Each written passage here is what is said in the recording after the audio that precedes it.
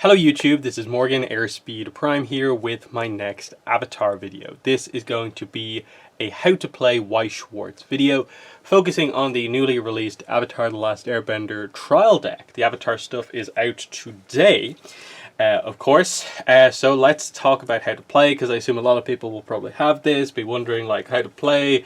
Sometimes the written rules can be very kind of like difficult to follow, so most of this tutorial is just going to be gameplay, teaching you in progress, playing cards. That's, I think, a lot of times the best way to do it. The only explanation ahead of time I'm going to do is just a brief introduction to the types of cards.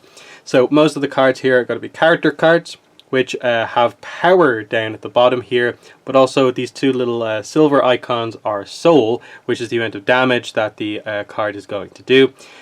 These cards have a level as well as a cost, as you can see up here, and occasionally will have a trigger icon as well. That's the main thing to know there. The next type of card is an event card, which also has a level and a cost. Can also have a trigger icon, but no power, because this is more of a one-time use card that will have more of a kind of utility effect. Interestingly, some decks might not even play many events like at all. It is not like, say, Magic or Yu-Gi-Oh, where you can potentially have like kind of spell cards be a lot of your deck. This game does tend to be very, very character focused, so that makes sense. The final type of card is very unique to Weiss Schwarz. It is the sideways cards here. These are the climax cards. A lot of times these cards will have effects that are very similar to each other, with the main difference between them being just the name, which is quite important. And then depending on what color they're in, they'll have a specific kind of unique trigger icon effect that will happen. And these are kind of power play cards, because attack and defense, a lot of times what can happen is when you're flipping the cards over for your trigger checks and your damage checks, climax cards can really change things. On attack, to boost how much damage you're doing, but on defense, climax cards cancel damage, so that's why they are so important. And then the final thing to note is what is a climax combo, and that is just that certain cards will have a climax combo effect, which is an effect that will only go off on a turn where you happen to play the specific climax card that the card references. So this Aang requires this Fury of the Ocean Spirit card for its climax combo effect to go off. Most decks will have multiple different climax combos. The trial decks, to simplify things, only have one. So the Avatar climax combo is actually quite late in the game at level 3, whereas the opposing deck we're going to be fighting here, the Sword Art Online trial deck, its climax combo is actually at level 1. But they don't have a finisher climax combo like the Avatar deck does. So the two decks are pretty equivalent power levels, because, you know, the trial decks are built fairly basically, but we'll see what happens here. So do note that like there is a high chance that this game just has like a completely random outcome, just because I've often found when you're fighting trial decks against each other, because they're kind of only like half really well constructed, and then the other half can often have kind of almost like filler cards, you could be very inconsistent with how the game actually goes, and you can draw the bad half of your deck quite easily and just have nothing to do. But then if the other deck draws the good half of its deck, it can just really go off and win quite comfortably. But again, do note that because you can cancel damage, because you can get sudden turns where you're doing a ton of damage because of the triggers, the game can shift really suddenly. So how do we do the setup? So both players shuffle their decks, of course, and you draw 5 cards. You do get a mulligan at the start, which is basically you're allowed to look at your initial 5 cards and decide which ones you want to keep, which ones you want to get rid of. The thought process here is just that early on in the game you were looking for level 0s, because you start off at level 0. When you take damage, you go up to level 1, and so on. But then when you take 7 damage at level 3, you'll lose the game. So again, you have to take 28 damage over the course of the game basically to lose. But for the first few turns of the game, before you hit level 1, you do need to play your level 0s. So you need a couple of level 0s in hand. So that's kind of what we're going to do here. So we have a couple of climax cards here. 2 of them, 2 level 1s and a level 0. So we'll hold on to the level 0. We'll actually get rid of the yellow climax card and this level 1 Iroh. So we'll do that, and then we just draw 2 more cards. So that's what happens there. So now we actually have 2 level 0s, which is actually pretty decent. I've already done this for the SAO deck. It's ready to go. So we can get straight into the gameplay. So with our starting hands set, you then decide who goes first.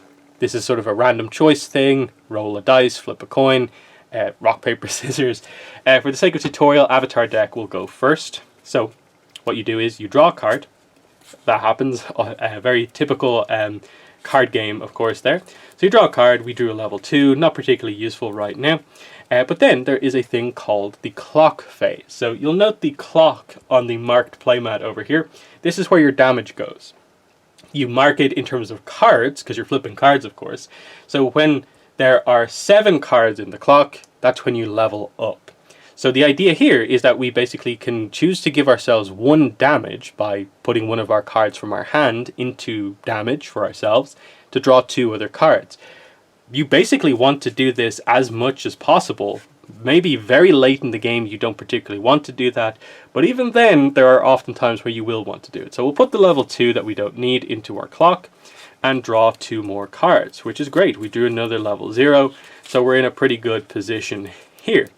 Now, we go into our main phase. There is 1 restriction on the very first turn of the game, and that is the player that goes first can only attack once. Otherwise, you can actually attack 3 times using your 3 center stage slots. On the first turn, of course, you can only do 1 attack because your opponent is wide open. They can't play any cards.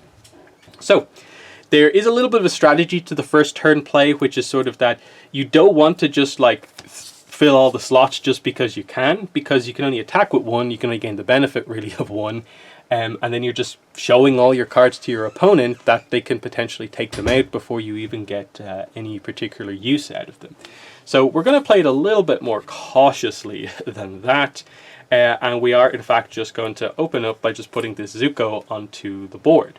Now the Zuko does have an effect, and he says when this card is placed on stage from your hand, you may put the top 3 cards of your deck into the waiting room, which we will actually do. So top 3 cards of the deck just go straight into the waiting room. And that's actually something we kind of want to do, because we'll have cards that will be able to get cards out of the waiting room, and for its own other effect, which we can't play right now, it's kind of useful to have cards in the waiting room as well. So we'll just play the Zuko there, and we'll also play this Sokka to the backstage. That way it's protected, our opponent can't attack the backstage, but it has a power boosting effect, which is that during your turn, all of your characters get 500 power. Now, the Zuko's only 500 power, so it only goes up to 1,000, but it's still a reasonable play here. There's no point filling out the rest of the stage slots at this point. And so the only thing we can do now in our turn is do our 1 attack. So we go into the attack phase, and we're just like, okay, Zuko will turn him sideways to show he is attacking, and it's going to be a direct attack, because our opponent has no character, so the direct attack is the only one we can do.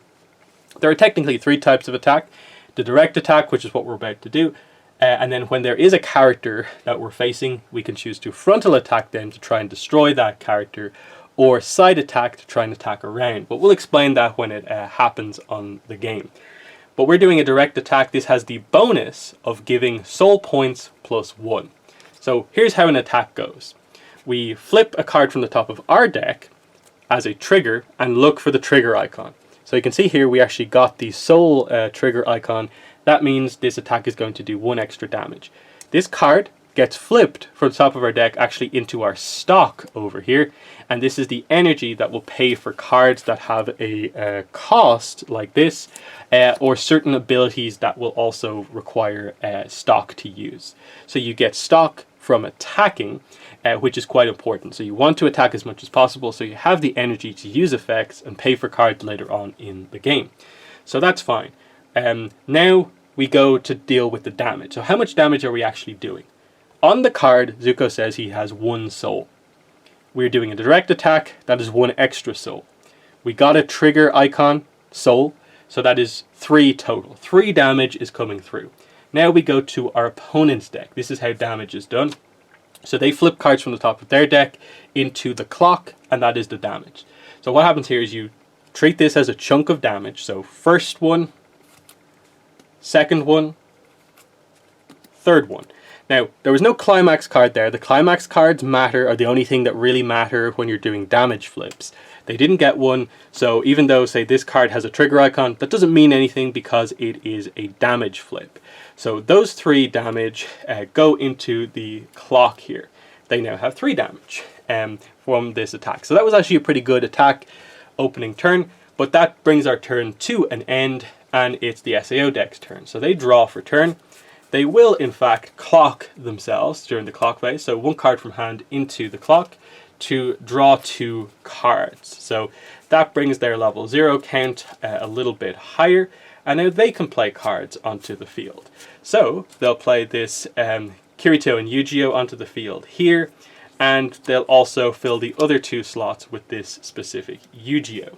They're not going to really do anything else particularly, because all of their other effects will just be power boosting and require stock. So they will also pretty much get straight into attacks, but they can do multiple attacks. So we'll do the 2 open slot attacks first, because we know what to do from last time out.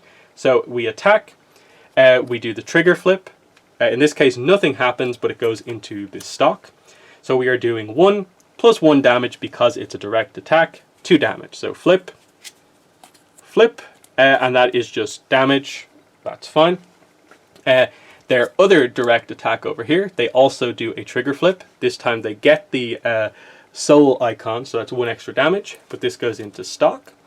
So they're doing 3 damage here. So 1, 2, 3.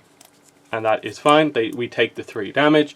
And note, we are roughly keeping track of the order of that, because certain effects will will specify, like, do something with the top card of your clock or put a card into the bottom of your clock. So that's why we're kind of laying them on top of each other like this. This is the top card of our clock. This is the bottom card of our clock. That's how it works. So we have 6 damage now. So we're 1 away from leveling up here, and there's still an attack to come in. Now, this is an attack against another character card. So we literally can't do the direct attack. So it's going to have to be a frontal attack or a side attack. The way the side attack works, where you're trying to attack around the character, this suffers a negative penalty, which is that the amount of soul damage you're doing, it is the amount that you're doing minus the level of the character you're going around. So early on it doesn't matter, because this is a level 0, so 1 or 2 minus 0 is still 1 or 2. So early on you don't mind doing this, but later on when you're going up against level 2s and 3s, if you're only doing 2 damage and it's minus 2, that's 0 damage. So you can see you want to have the power, you want to be able to frontal attack as we go forward. And that's what we're going to do here. We have the power to defeat the Zuko here, so we're going to do a frontal attack, which is attacking the character. We'll still do damage, of course, here. And note that you can still do damage even if you're not powerful enough. You could do a frontal attack and just like suicide your character in, knowing you'll lose the battle, but you will still get damage through. That is a strategy that you can do. But we're doing a frontal attack here, so it still works out this way, where we attack, we do the trigger flip, we do get the soul icon, so we get the power boost by 1. This goes into stock, and the order of things here is, counterattack step, damage step, battle step. Yes, it's okay. So the damage goes through first, then we do the power comparison. So this is the thing where you kind of realize how it actually works. So we're doing 2 damage because we got the trigger flip. So 1, 2. Now, note we flipped a climax card on damage. Now, what happens here is that this doesn't just cancel like itself, this cancels the entire attack. So it basically negates this damage itself, and then say we were taking multiple more damage, like 4.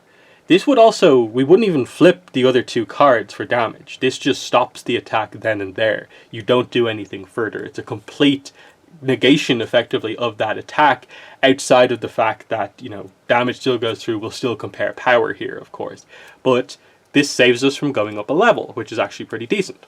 So that's the power of the climax cards in action. But then we do the power comparison here. It's 4,000 power against 500. Zuko will be reversed. But now we go into the final phase. Because a card has been reversed, there's a thing called the encore step. So this is actually a chance to save your character. If you can't, it just goes straight to the waiting room. They have succeeded in defeating our character. But the encore is basically that if a character has an ability that says encore, they can use it at this point to save themselves. Or, built into the rules of the game is that every card effectively does also have an additional ability, which is encore for 3 stock.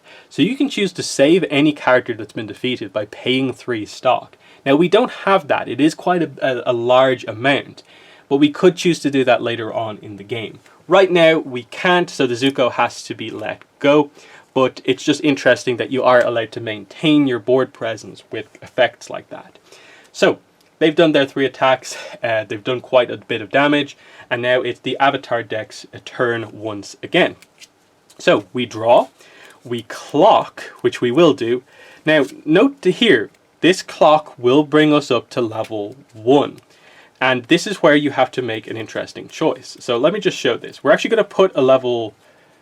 Actually, yeah, because we're going to go up in a level, we'll use a level 0 card. No, actually, wait, no. We'll use a level 1 just to demonstrate this. So we'll put this card into our clock. Now, you'll note, we have 1, 2, 3, 4, 5, 6, 7. Time for a level up. What you do is, of the 7 cards, you choose one of these cards to act as the level marker for level 1. So this will basically stay in play for the entire rest of the game to show that you're on level 1. Now, the thing you need to consider when doing this is that now that we're going into level 1 and we can begin to play level 1, potentially 2 and 3 later on in the game cards, this is where the color requirements begins to come into play. So the requirements for playing higher level cards is that you can only play a level 1, 2 or 3 card if you have a card of the same color in your clock or as a level marker in your zone. So right now as we go up a level, our damage will go away and we'll only have 1 card in the level marker. So we'll only have 1 color. Now note in our hand how we actually have a level 1 in both colors. So it's actually the yellow one that's better. But, you know, that's the kind of choice to make. So I think the choice here is to put the yellow card as our level marker, which we'll just put here. Note on the marked board that the level markers are done here. So, you know, just to be aware of that. So that's our level marker. The other 6 damage then goes to the waiting room. And we begin our clock again. And again, when we get up to 7, another card will go into the level. And obviously at that point, realistically, you can decide to just have 1 of each color in your deck. And again, you can have multicolor decks, but for this case, they're both 2 color. Once we put a blue card in for our level 2 marker, we're good for the rest of the game. So do just keep that in mind overall. So yeah, we've put a card into our clock, we've leveled up. We do actually get to draw 2 cards, of course. And then we can, you know, play some cards. Now, note, we can't play blue level 1 cards. We can play blue level 0s, but we can only play yellow level 1s right now until we take more damage. So, what we're going to do here is we're going to put this Zuko onto the board. The level 1 Zuko, we'll put him into the center here. So that's great. We'll hold on to our other level 1s for later on. I'm going to play this level 0 UA into the other backstage slot. And then I'll put this level 0 Aang onto the stage over here. Now, this is where we will use an effect. So we'll use the effect of this Aang here. So the effect of this Aang is that we will pay a stock. So we'll pay our 1 stock and we discard a card from our hand to the waiting room. So we'll put this vanilla jet into the waiting room. And we get to search our deck for a World of Avatar character. We have to show it to our opponent, but we get to put it into our hand. So that is the effect of that Aang. Now, what can we do here? We can choose to either get a level 1 Zuko, or another level 1 yellow card to max out the power, or we could choose to get another level 0. What I'm going to do is actually just going to get this level 1 Aang here, so we can play it. So we'll put that into our hand, but we will be playing it like immediately. We do have to shuffle our deck because we searched our deck that time. It says it in the effect to shuffle. So we shuffle our deck, and now we can play the level 1 Aang onto the field. None of these cards have any cost at the moment, so that is all fine. and we will move on from here. Now, note some of the effects going on here. The Sokka requires another stock, which we don't have. We will use the effect of the Yue though. When we rest her, she will give a character 1500 power, and we will just give that to, I guess, the Zuko in the middle. It's not going to matter too much because we're powerful enough to defeat all our opponent's cards ultimately. Note how the Aang has an effect that if all of our other characters are Avatar, he gets 1000 power, which is the case. And then also this Aang says this card gets 500 power for every other World of Avatar character, so it gets 2000 power. It's actually 6500 overall. Now, we will go into what's called the climax phase. So the climax phase technically happens every turn, but a lot of the time you can just ignore it when you're not playing a climax card or don't have an effect that references the climax phase.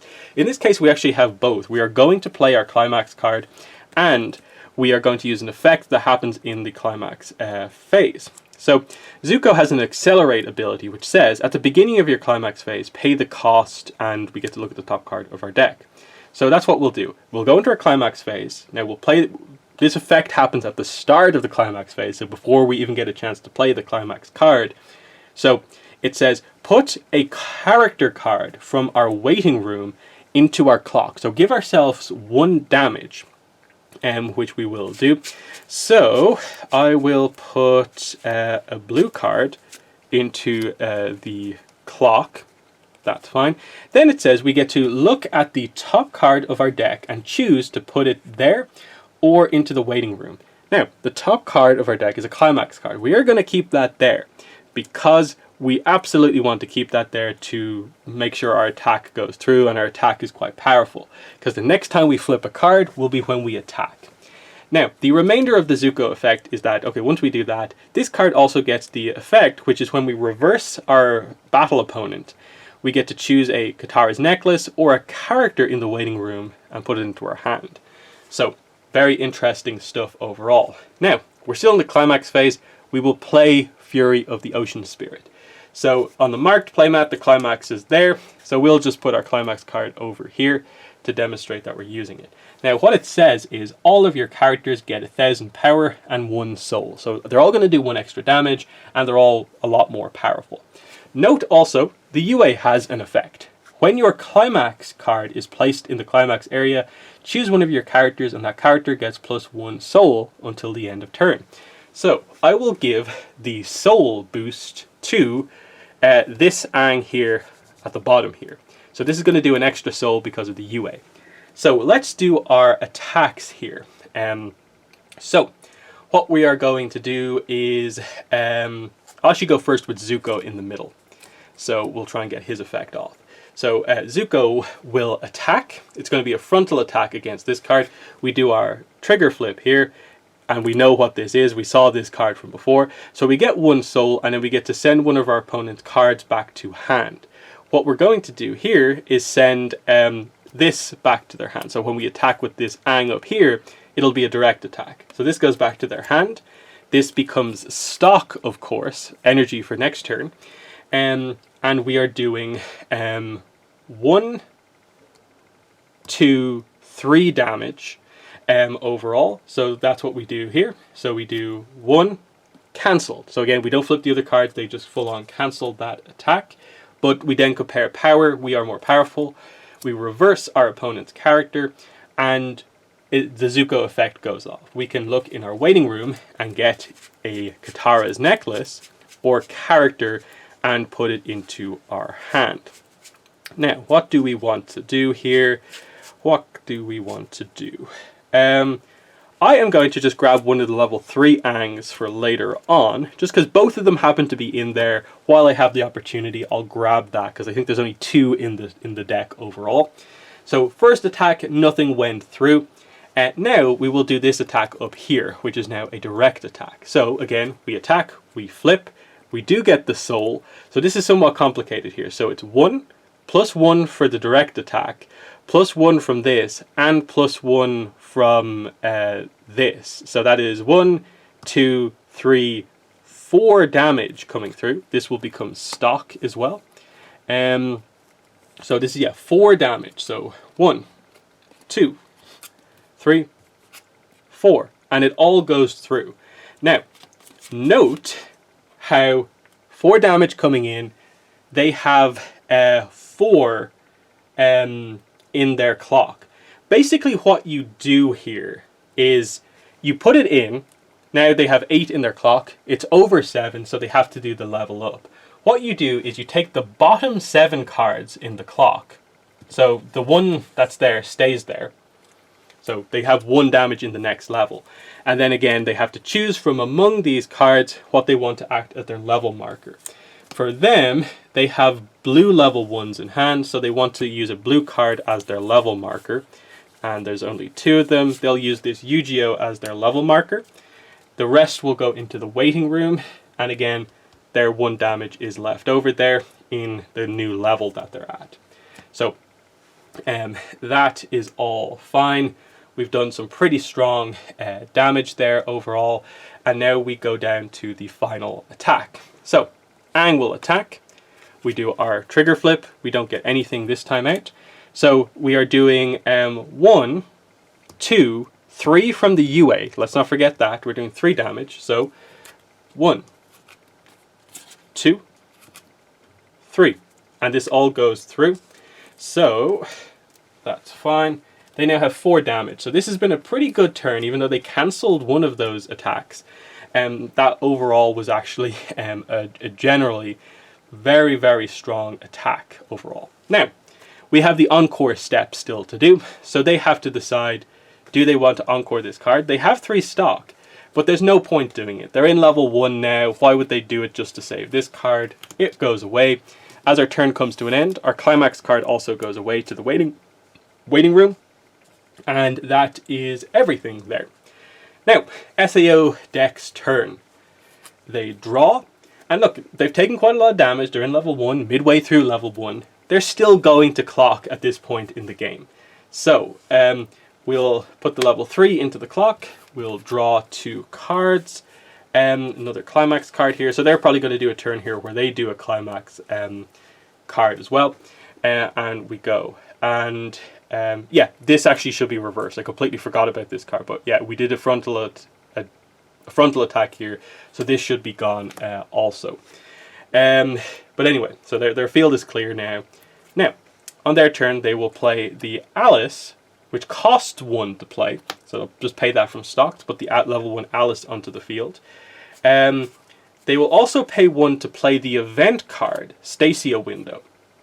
Now, what this does is says, look at the top 3 cards on the top of your deck, and put them on the top of your deck in the original order. Then choose a character in the waiting room and return it to your hand. So we get to look at the top 3 cards of the deck. So that is the order. We have to put them back in this exact order. And it just highlights that, okay, no triggers coming up or anything like that. So you can plan around that if you so wish. That's that. But then we do get to choose a character in the waiting room and return it to your hand. Now we have some other level 1s. So actually at this point, probably maybe the better strategy is to try and get a boosting card in the back if possible. So yeah, that's what they'll actually do. They'll actually grab the level 0 Alice to act as an assist in the back row. That's probably the best thing to do at this point. And yeah, they'll do that. So the Alice goes into the back row here to act as an assist. They will also play the Yu-Gi-Oh level 1 over here. The event card goes straight to the waiting room after being used. They'll put this level 1 Yu-Gi-Oh down here, and level 0 Yu-Gi-Oh in the back row. Then they will use their final stock here to use the brainstorm effect of this Yu-Gi-Oh, which says pay a stock, rest the card, flip over the top 4 cards from the top of your deck, and you get to draw a card for every climax card revealed. Now, we didn't reveal anything, but we still put a bunch of cards into the waiting room, which is never too bad of a thing to do, of course. Now, we're in a pretty good position to do some attacking ultimately, but before that we will play a climax card. So we're actually going to do the climax combo here. So we have the Yu-Gi-Oh that is the level 1 climax character, and this is the specific climax card that works with it. So we'll play the climax card here, and this will happen when Yu-Gi-Oh attacks. Other effects that go off. The Alice also says when a climax card is placed in your climax area, one of your characters gets 1,000 power. So right before this, we probably just need to decide if this is in the order of attacks that we want to do here. So yeah, technically, like, I should have done this before I put the climax card down, but like, I think you get the idea here. Is, are we attacking the right kind of zones? The Yu-Gi-Oh is actually the weakest of the cards that we have on the field, so it is correct to go up against the Aang here. The Alice is actually going to be the most powerful card, and actually I think this is the way it probably should be, I believe. Yeah, probably that. Yeah, because the Aang is the most powerful card over here because of its effect. So that is actually the way we're going to attack. And then the idea should have been, then we play the climax and go from there. So we play the climax down. One of your characters gets 1,000 power. So I think where the power is needed is probably here. So this Yu-Gi-Oh will get the 1,000 power. But there's also an extra 1,000 power on all the characters because of this card. So I think it's more powerful across the board here in general. Now we go into attacks. And we will lead with the Yu-Gi-Oh. So Yu-Gi-Oh will attack, and the climax combo effect goes off. When this card attacks, if Adventure of the Past is in your climax area, it is, and you have another Fluct-like character, we do, look at the 4 cards from the top of your deck, choose a Fluct-like character from among them, and put it into your hand. So just a straight up search effect off the top of our deck. And also, we know that the top 3 cards from the Stacia window aren't like triggers or anything like that. So this is a decent thing to do here overall. Well, I think we did some searching in between, but anyway, so we get a character into our hand. We'll get another level 1 Alice into our hand. These will go away, and then the attack continues. So it's a frontal attack that we're doing here. Then we do our trigger flip, of course, here. So we do our trigger. This goes into stock. Nothing happens. We are doing 2 damage here. 1 from the climax, 1 from the card. 2 damage. So 1, 2. We take that. That's fine.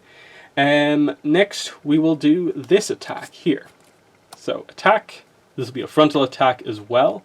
And yeah, we'll do flip.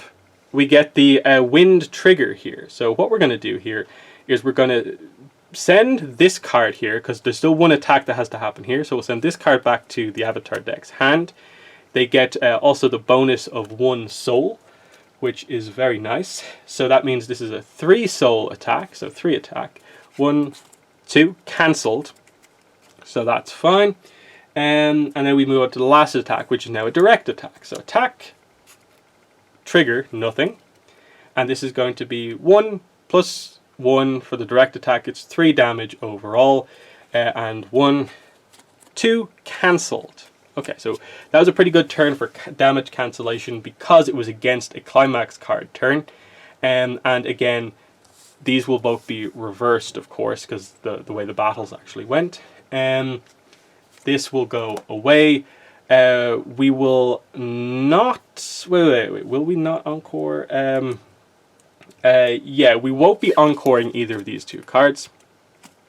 And so from here, the SEO deck's turn ends, and it is Avatar deck's turn. So we draw. We will clock as well. Okay, so we have 1, 2... Yeah, so we'll do clock to draw 2. That's pretty good. And yeah, we're going to play some cards down here. So, again, I'll just put the cards down that I want and see where we go. This should be stood up again. And yeah, we'll put the Zuko on board. I'll actually play Katara's Necklace at this point, which is the event in the Avatar deck. So, put the top 2 cards of your deck into the waiting room. Choose up to 1 level X or lower character in the waiting room and return it to your hand. X is the total level of the cards put into your waiting room. So basically, top 2 cards, add up the levels. It's 3 plus 2, which is 5. We get to add a level 5 or lower card, which is basically any character card, into our hand. So that is great. We get some pretty nice choice here overall. So, do we have another powerful level 1 that we can put on board? Should we prepare for level 2? There's some interesting choices that we can do here. Or do we try and get some interesting kind of level 0 plays potentially, or something like that? And I think for me, yeah, what I'm going to do is I'm actually going to be a little bit clever here. I'm going to get the level 0 Aang that can search, because we have stock to use. So we're going to do that. I'll grab that with the Katara's necklace. Then we will straight up play this onto the field. We pay a stock again. And we have to discard a card from our hand as well. But we get to search our deck for a card, a character, and put it into our hand. And I'm going to choose Katara and Sokka siblings as well. Now, the reason I'm doing that is because this is part of the combo to get to the Avatar level 3 climax combo earlier than usual. And that is that this card at level 2 can get the level 3 Aang, if we have it in our hand, which we do, onto the board at level 2. So that's kind of part of the kind of combo I'm building up towards here. And then I'll also use the Brainstorm of the Sokka, which is rest and 1 stock. Sokka's Brainstorm is actually more powerful than the Yu-Gi-Oh one in that it's flip over 5 cards. And again, we look for climaxes, which we don't have any. So we don't draw any cards, but that is perfectly fine.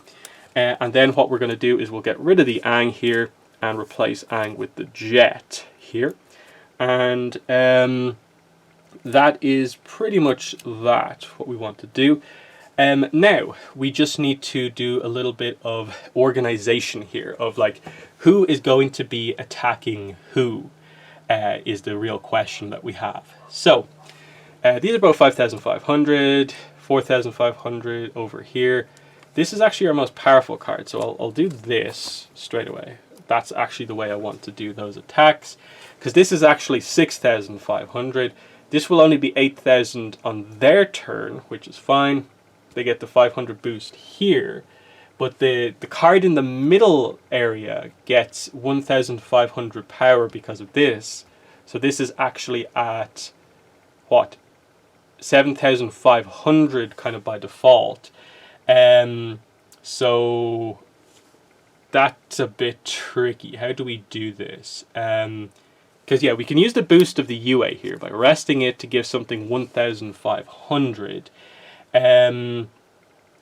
That's awkward. So I think actually it probably has to be this. This way, this is 6,500, this is at 7,000. The UA would boost this higher. And then this is 6,000 over here. I think that's probably the only real way we have to do something here. So that's that. We will not be playing a climax card this turn, but we will use the accelerate effect of Zuko. So at the beginning of the climax phase, which we go through to get to the attack phase, we put a character card from our waiting room into the bottom of the clock, like so. So that brings us up to 5 damage in the clock. Then we get to look at the top card of our deck and choose to keep it there or not. It is the climax card, so we're going to keep it there. And then we get to, if we reverse our opponent in battle, we will get to search something from the waiting room. Yeah, so that's great. And then we go into our attacks. Okay, so we're ready to go here. And I think we'll lead off with the Zuko immediately. Okay, so yeah, we'll do the Zuko first. The Zuko will attack the Yu-Gi-Oh here, frontal attack, and it's going to be, yeah, 6,000 versus 5,000. This is going to be a victory, but we'll flip, and we get the trigger here, of course. So what happens here is both of these go off, so we get 1 extra soul, and then the gate icon triggers, where we get a climax card from the waiting room into our hand. So let's see what we have here in terms of climax cards. I'm looking for the blue one, which we have, so that's great. The full combo is beginning to come together here for the Avatar deck, which is fantastic. And yeah, we've done our flip, we do our damage at this point, and then we compare power. So we are doing 1 damage plus 2 because we flipped a trigger, 2 damage coming through.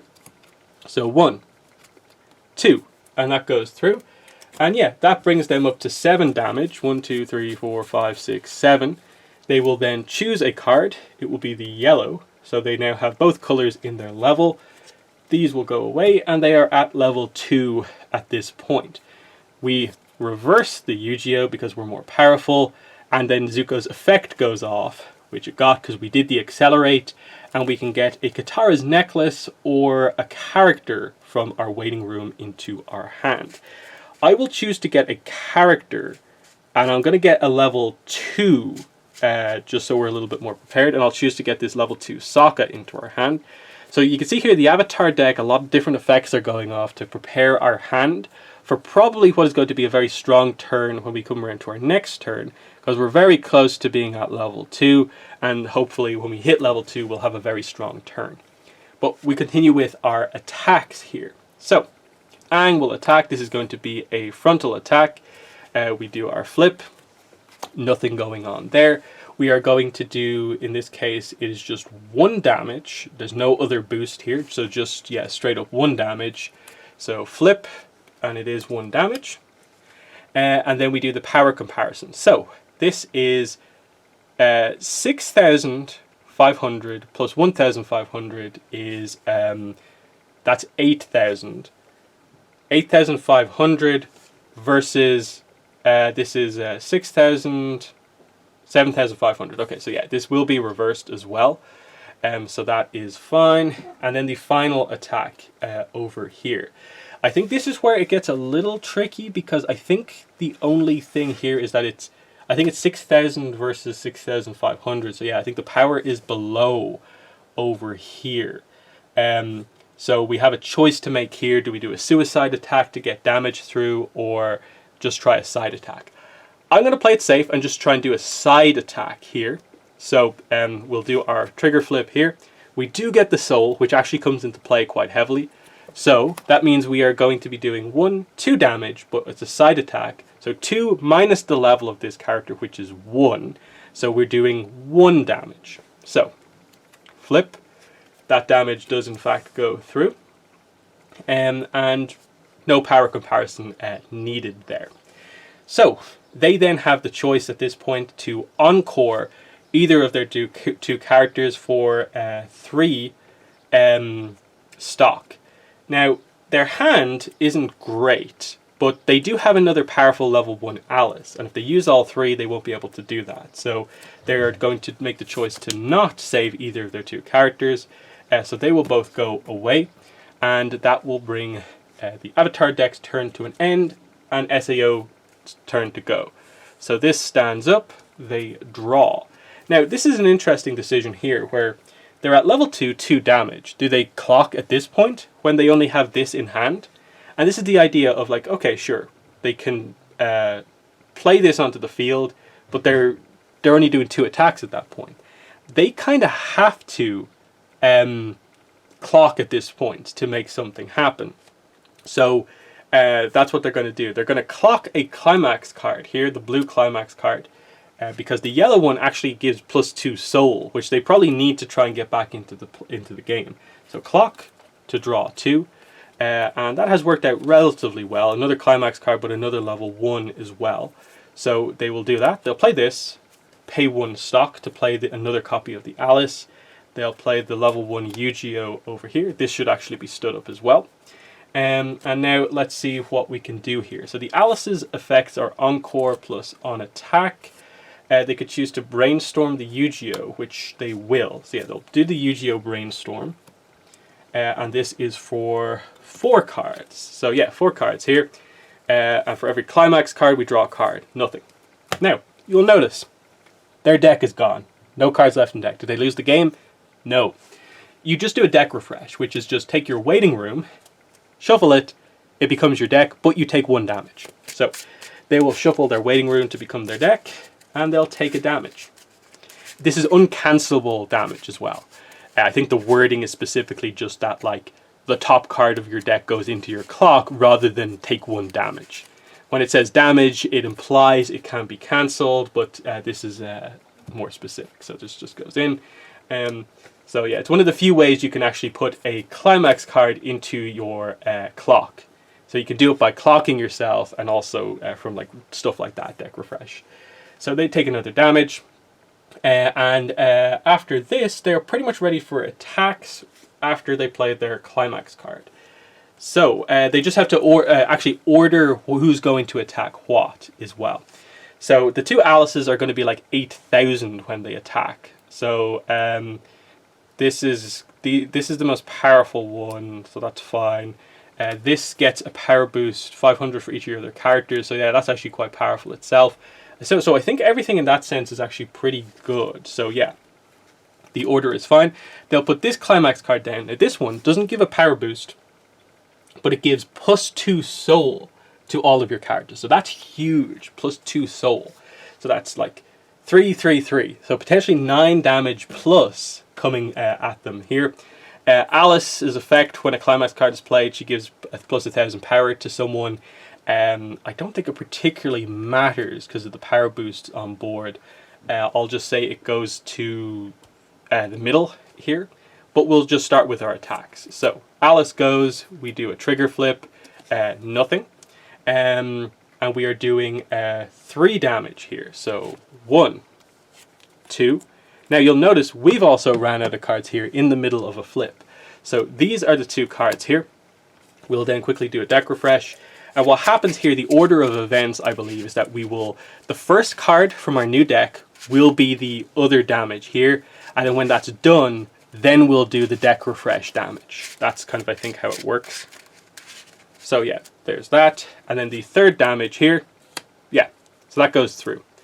So, like I said, this is going to be a slightly complicated sequence of events here, where we have 1, 2, 3, 4, 5, 6, 7, 8 cards in clock. We take the bottom 7 and we choose a card. So we'll put a blue card into our level. We're now up to level 2. These will go back here. That will stay there as damage, but then the deck refresh damage still has to happen. So that will be this card going into the clock. So now we have 2 damage at level 2. And we still have a bunch of attacks to take. So yeah, then this will be reversed as well. Let's not forget that. Then the middle attack will come in. So we flip, we get +1 soul. So this is going to be a 4 damage attack. So 1, 2, 3, 4. So that actually goes straight through. That's huge. So we're already at 6 damage at level 2, so that's a major attack there.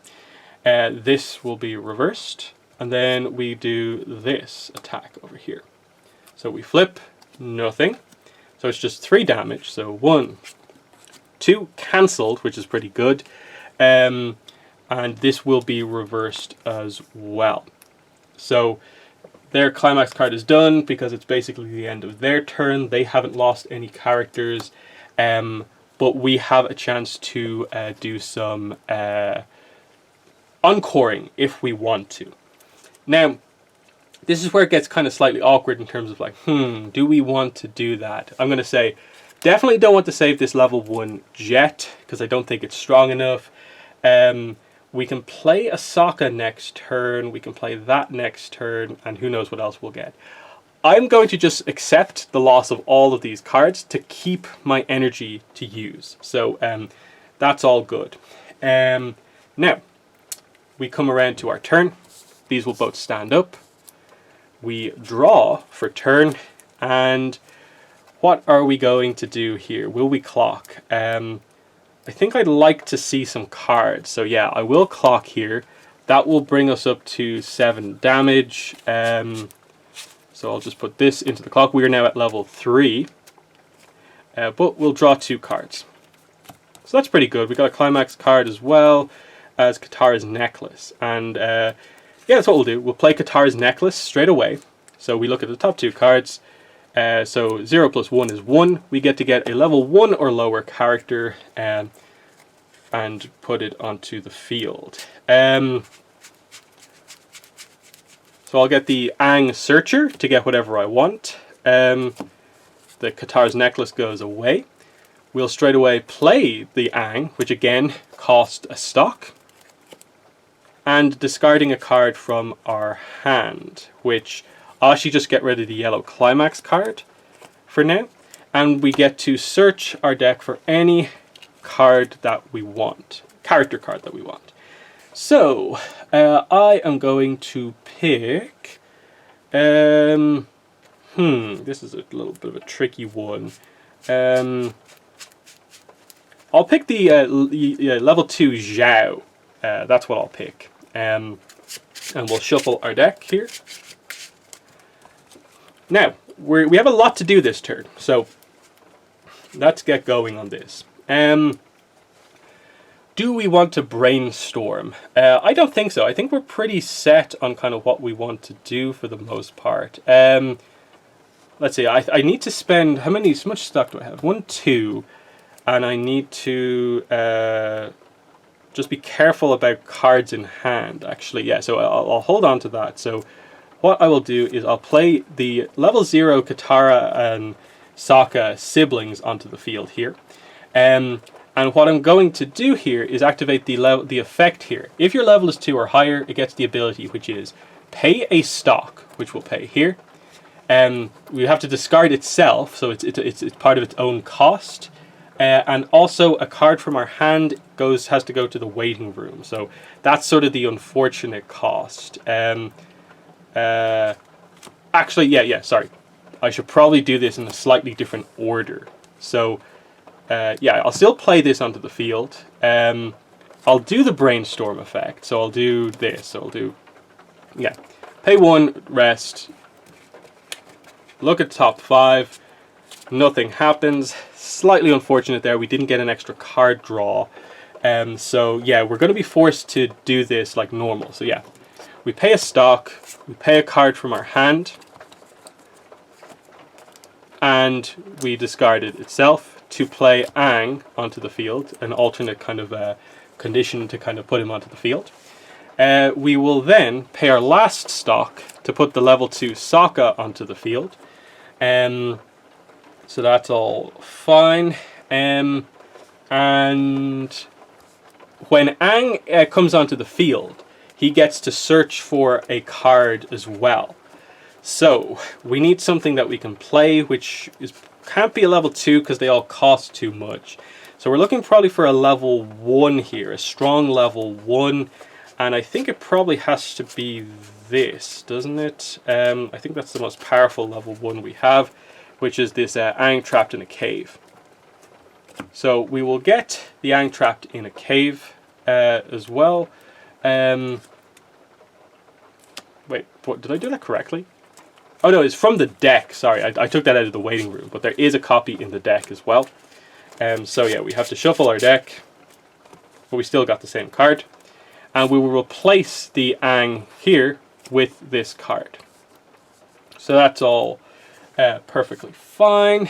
Now, we have to, again, order what way we're going to do our attacks. So that's actually the most powerful thing at the moment. So I'll put the Aang over here, the level 3 Aang.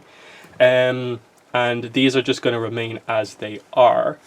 The Sokka is definitely powerful enough here, so I'll rest Yue, and her power boost will go to the Aang here. Then we'll go into our climax phase, and we will play Fury of the Ocean Spirit. So we'll get our climax combo here, with the level 3 Aang and Fury of the Ocean Spirit. This Yue's other effect will also go off, which is that she will give a soul to a character. Now we are going to give the soul boost to the Sokka down here. So we just have to remember all of this stuff. So now we will jump into attacks. So Aang will go first. He will attack.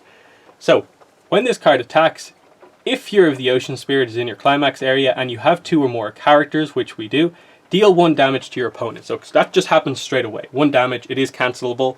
So they just take the 1 damage. Now we go through with the rest of the attack. We also get 1000 power. So we flip and we get the trigger. So that's really good. We get the trigger here. So we'll actually blow away the middle Alice here, back to hand, and we get +1 soul as well, and that goes into stock. So this attack is now coming in for... Aang has 2 on the card by default, +1 from Fury of the Ocean Spirit, so we're at 3. 4 because we got the trigger flip. So 4 damage coming through. So 1, cancelled. Not great. So this is still reversed though, of course. And now, this is now a direct attack here. So this is coming through for, let's do the trigger flip, nothing. So it's 1, 2, 3 damage is what we're doing at this point. So 1, 2, cancelled. Not great. So this is the look that you can see here. This is our big power play turn, but we're not getting any damage through realistically. And then down here, Sokka has 7,000 power plus 1,000 for each of our other characters, so he's well more powerful. And we will do our check. So trigger check, nothing. This is coming through for 1, 2, 3 from the UA. So 3 damage from the UA, cancelled. So they got incredibly lucky there with the kind of climax cards there in terms of cancelling, but they will lose this to the reverse. Now, do they want to do their encores is basically the choice that they have. So this is one of those interesting things where they actually have very few cards in hand. So they kind of have an interesting kind of choice here where, like, to encore, they have to discard a card to use the Alice encore effect. Or they can encore by paying 3.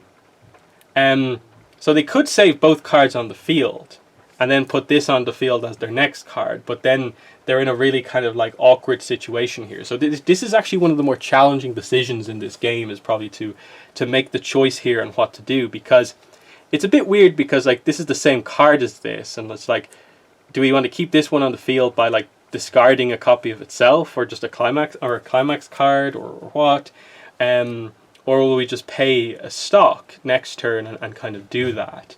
Because card advantage seems to be the missing thing for this deck. So I think they probably have to let the Alice go, and then we can use the one that we have in hand for next turn. The Yu-Gi-Oh is relatively powerful, but not like crazy powerful. But for 3, I don't know if it's worth doing. So they'll let both of them go and hope to do a little bit better on their turn. So the climax card will go away, and then we draw. So this also prevented them from going up to level 3 as well, which has sort of held them back a little bit as well. So they draw a card here, and now they have the choice about, do they clock at this point? But they have so few cards here, it's a bit tricky, and they have to make the decision like right now. And this is awkward because they can use this on their turn to get a card, but it's only one character, and then they kind of need to use all of their different cards. So it feels like they have to clock the climax card to draw 2 extra cards, to just have some cards in hand. Then we'll play Stacia Window, which lets us look at the top 3. That's what they are. And then we can get a card from the waiting room into our hands, which, because it's a pretty small waiting room, is not actually a lot. But we'll get another level 1 Alice into our hand. So that's that. This should be stood up, of course. They'll pay 1, rest the Yu-Gi-Oh, and do the Brainstorm effect. So this is the top 4. Looking for climax cards, nothing. So that didn't work out super well.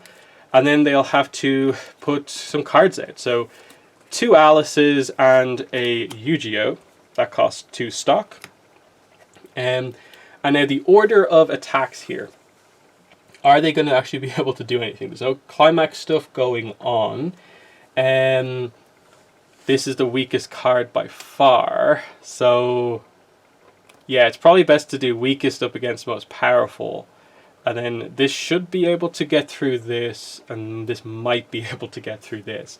So yeah, this is going to be a little bit kind of a hit and miss here in terms of what happens on this turn for the SAO deck. But let's see what happens. Because again, like, we're at level 3. So there is an opportunity that their attacks actually win the game here. Now, theoretically, like, it's what, 3 damage coming through, maybe even less, because I don't think they're quite powerful enough to do full damage. But if they get the right trigger flips, this could be the loss for the Avatar deck. And then the Avatar deck still has to do quite a bit of damage to do more. But anyway, let's go and do the first attack. So this is where they have to make some decisions here about, like, is the Yu-Gi-Oh going to do like a suicide attack to try and do damage, do a side attack? That's not going to work because it's going to be, what, 1 - 3. So they'll just do the suicide attack here. They'll accept that Yu-Gi-Oh will be reversed. Flip, and they get the soul trigger. So that's 2 damage coming through. This goes into stock. So 2 damage. So 1 cancelled. And then, yeah, the Yu-Gi-Oh will be reversed, but the Aang won't be. So that's perfectly fine. And then in this case, this is, I think, the one situation where they actually have the power advantage, is this attack here. So they'll do this, they'll do the trigger flip, nothing. So this is just 1 damage coming through. So flip, we just take the 1 damage. Aang will be reversed. And then the last attack here. So this is, what, 8,500 power versus... Oh no, this is... Yeah, because the Sokka's effect is only during its turn, this is actually going to be a reverse as well. So, okay, they'll attack, they'll flip, nothing. This is just 1 damage, which is cancelled. And this will be reversed, and that is the turn. So yeah, they only got a little bit of damage through, but that's that. The Yu-Gi-Oh will go away, they're not going to pay the costs to keep that in play. And then... are we going to save any of our cards over here? Which is the awkward thing, I suppose. Because yeah, I think we've used our entire hand. Like, we don't have any cards in hand here at this point. So what are we going to do? I think we have to let the level 1 Aang go anyway. And then... This is tricky. I'm actually going to pay it because I think the Sokka is a relatively powerful card. So we'll pay this, we'll keep Sokka in play, and we will go into our turn. So we draw for turn, and now we have to decide what we're going to do here. Do we clock to try and get more cards, or just go ahead with things as they are? I'm just going to play it cautious and just play this. So these should all be stood up. And we will go ahead. So I'll swap these around like so. So we'll take out their cards because they don't have good card advantage going on right now. These should also be stood up. And we will go. Okay, so yeah, we'll just do this. So Sokka will attack first, and this is definitely more powerful during this turn. So we flip nothing. This is going to just be the 1 damage, isn't it? Yeah, 1 damage. So flip, and I think that is a level up for them. 1, 2, 3, 4, 5, 6, 7. Yes. So they're now up to level 3 at last. This will be reversed. Sokka's effect goes off. Oh no, it only goes off if there's a climax in the area. So, but still, we still reverse it. We'll do the direct attack up here, which is going to be flip. Nothing, so that's 1 + 2 for the direct attack, 2 damage. Flip, flip, 2 damage. We have to do a deck refresh. So we're going to take a damage ourselves here.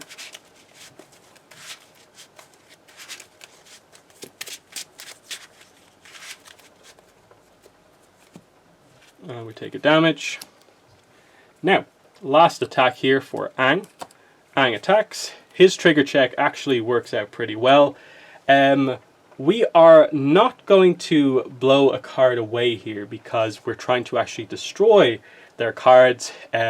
it'd actually give them a little bit of hand kind of advantage to do that right now. So I won't blow a card away, but I'll take the soul. So we are doing 2 damage here, 3 damage because of the trigger, of course. So 3 damage. So 1, they get the cancel, but this will still be reversed. So that's fine. But the Avatar deck still feels like it has the advantage because like it's evened out. 2 damage at level 3, but even though like they have 1 card in hand, the board presence for the Avatar deck is a lot stronger. You can see the weakness of the trial decks perhaps coming out here as they've kind of really burned through their resources and can't quite get it back as much as they need to. But yeah, they now have the choice here. What do? They are going to pay the encore cost of one of these Alices to keep it in play, but the other one has to go away because they can't pay it, and they're not going to pay 3 stock to keep another one in play. Now, they'll draw for turn, and they actually did draw a level 3, so this is a good draw for the SAO deck. They'll immediately play the level 3 Kirito to the field. When it's placed on field from hand, you may put the top card of your clock into your waiting room. So they get to heal 1. So that's actually quite a nice play there. This should be stood up. They'll do the brainstorm for Yu-Gi-Oh! So this is a 4-card brainstorm. They get 1, so they get to draw 1 card. And it's another level 3 Kirito, but they're just about out of stock. So that's a bit unfortunate there. Now, they have a bit of a decision to make here about what to do. Because it's getting to the end game, they want to get some damage through. They don't quite have enough cards. They'll move Alice up front here. And we will then... let's see, the Kirito will be more powerful than the Aang, I believe. Yes. This will be more powerful than that during this turn. Yeah, this is the right order of attacks, and we will go into those attacks. So, the Alice is going to do a suicide attack here. So we'll do this flip plus 1 soul. So that is going to be 2 damage. So 1 cancelled. That's good. The Kirito will then attack. So this is going to be flip, nothing. But it's still going to be 2 damage. So 1, 2. So 4 damage now. And the Aang will be reversed. Yes. I think that's how this works. Actually, wait. I think I might... Let's see. Wait. 500 power for each other character. That is only 1,500 power. That brings it up to 11,000. Versus... Yeah. 10,500. Yeah, that is correct. And then this last attack down here. So flip, nothing. So this is just 1 damage. So flip, damage goes through. The Sokka will be reversed here. And that's that. So, we're in a bit of an interesting spot here. So yeah, that is all the attacks done. Yeah, they've done their attacks. 2 damage left here. 6 damage still needed over here. Encore phase. I'll encore Aang. I feel like just it has to be done because again, no cards in hand. Aang will be encored. This Alice is gone. They won't encore it. Sokka unfortunately has to go away, and we draw a card. Now, this is where things get kind of tricky. Where like we drew a card, it's usable certainly, but we take 2 damage and we're done. Do we clock? We only take 1 damage and make this kind of our last turn. I'm not sure because we don't have the resources to do anything, so I'll actually just play this. So these all stand up, and I'll swap these around a little bit here, like so. I think that's probably the best way to do things, like that. I'll reverse the UA to give Aang 1,500 power, which makes it powerful enough. Wait, so he's at now. 10, 5. But the power of this is... That's really awkward. That still puts it at, like, what, 12,000 power, doesn't it? No, why is this such a confusing calculation? 500... No, yeah, 12,000 power. So the Kirito is at 12,000 power. That's not great. That means the Aang actually can't get over the Kirito. So I think we probably have to do that, actually.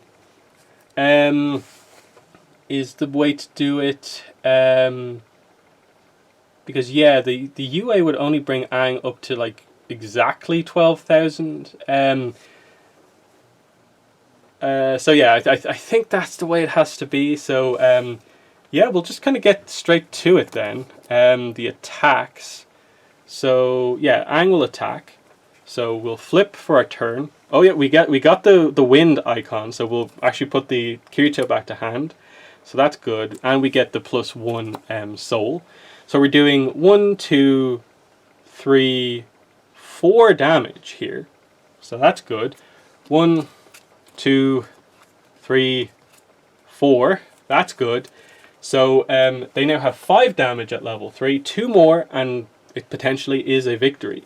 We've cleaned up the middle zone here a little bit. So let's see what happens here. We'll attack, flip, nothing.